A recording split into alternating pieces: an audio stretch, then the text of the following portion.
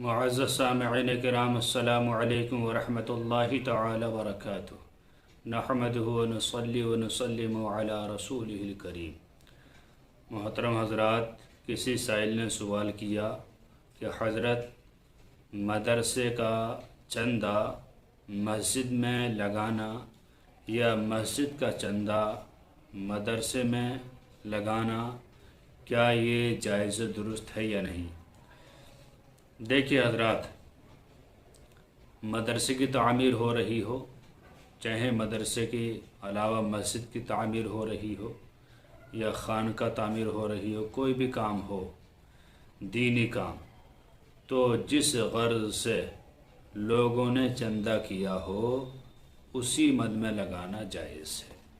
اس کے علاوہ کسی اور چیز میں لگانا یہ جائز نہیں، کیونکہ حدیث شریف میں ہے لا یجوز تغیر الوقف،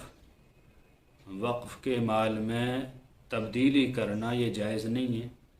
لہٰذا مسجد صحیح سلامت ہے، مدرسہ تعمیر ہو رہا ہے، تو یہ سمجھنا کہ 1-2 لاکھ روپے مسجد کے فنڈ سے نکال کے لگا لیتے ہیں اور بعد میں چندہ کر کے مسجد کو دے دیں گے، یا مدرسہ تیار ہے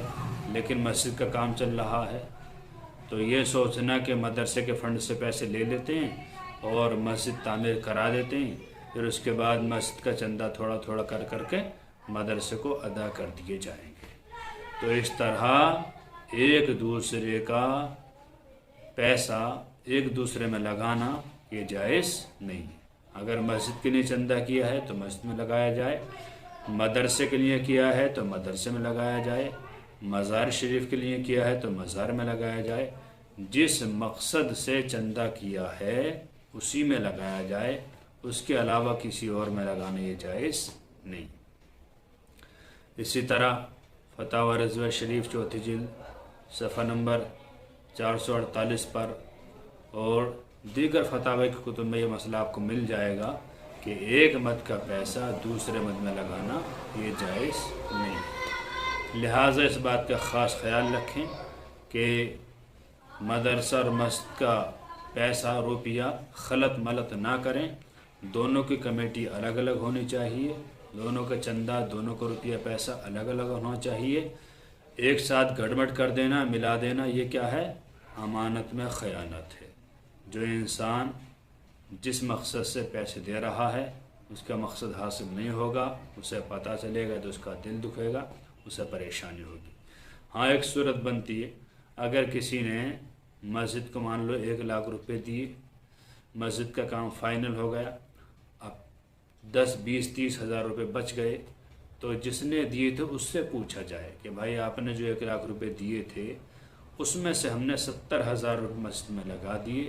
30,000 باقی ہیں، اگر آپ چاہیں تو آپ لے لیں اور اگر آپ چاہیں تو ہم مدرسے میں لگا دیں۔ اگر وہ اجازت دے کہ یہ باقی پیسوں کی تعمیر مدرسے میں کرا دیں تب یہ بلا شبہ جائز و درست ہے، لیکن اکثر و بیشتر لوگوں کا خیال یہی ہوتا ہے کہ جس مد کے لیے پیسہ دیا جاتا ہے وہ اسی مد میں سوچ سمجھ کر جتنا دینا ہوتا دے دیتے ہیں، لہٰذا بہتر یہی ہے کہ دونوں کا فنڈ الگ کر دیا جائے۔ امید ہے کہ آپ